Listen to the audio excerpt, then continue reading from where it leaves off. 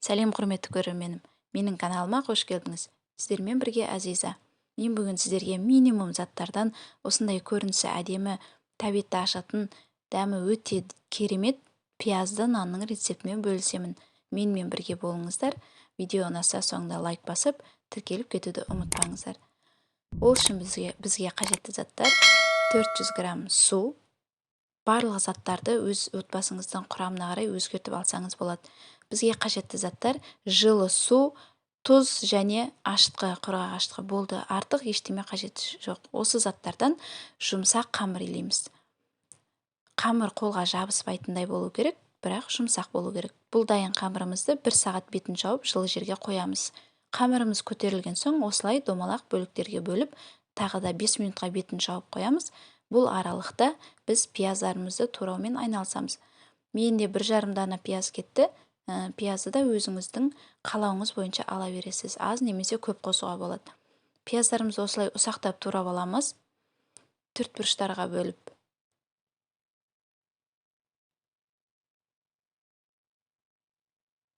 Осылай ұсақтап турап алған соң, бұл пиязымыздың үстіне 1 шымшым ғана тұз қосып,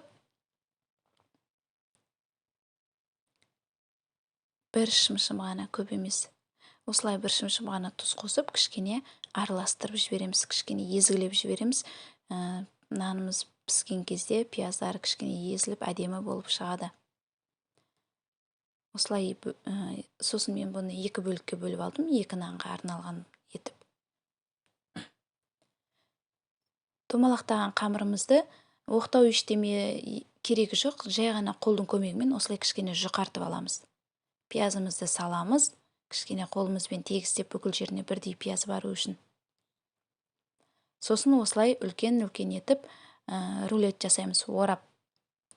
Ораған қамырымызды кішкене домалақ пішінге келтіріп, осылай қойып қоямыз. Тағы да бұл 5 минут тұру керек. Бетін жауып 5 минутқа қоясыздар да, табамызға, асты майланған табамызға осылай қолымызбен жұқартып жайып шығамыз. Бетіне пиязымызды себеміз, тағы да өте жұқа етіп, осылай пияз себіп шығамыз. Кішкене қолымызбен басқылаймыз, пияздарымыз жылжып кетпеу үшін, қамырымызға жабысып қалады. Осылай қолмен басып, нанымызды әдемі пішінге келтіріп аламыз да, бетіне жұмыртқа жағамыз. 1 жұмыртқаны араластырып, бетіне жағып жіберіңіздер. Пештеріңізді алдын ала 220 градуста қыздырып қойыңыздар. Қызып тұрған пеште 15-17 минут пісіріп аламыз. Бетін осылай тесіп шығуды ұмытпаңыздар. Нанның арасы болмаса ашылып көтеріліп кетеді. Міне дайын нанымыз. 15-17 минут пісіріп алдым. Өздеріңіз көріп тұрғандарыңыздай, түсі де өте әдемі, дәмі де өте керемет, өте жұмсақ, иісі әдемі нандар дайын болады. Сіз де міндетті түрде жасап көріңіз. Бұл сізге ұнайды деген ойдамын рецепт. Видеоның соңына дейін қарағаныңыз үшін рахмет. Каналға жазылып кетуді ұмытпаңыз. Сау болыңыздар, астарыңыз дәмді болсын.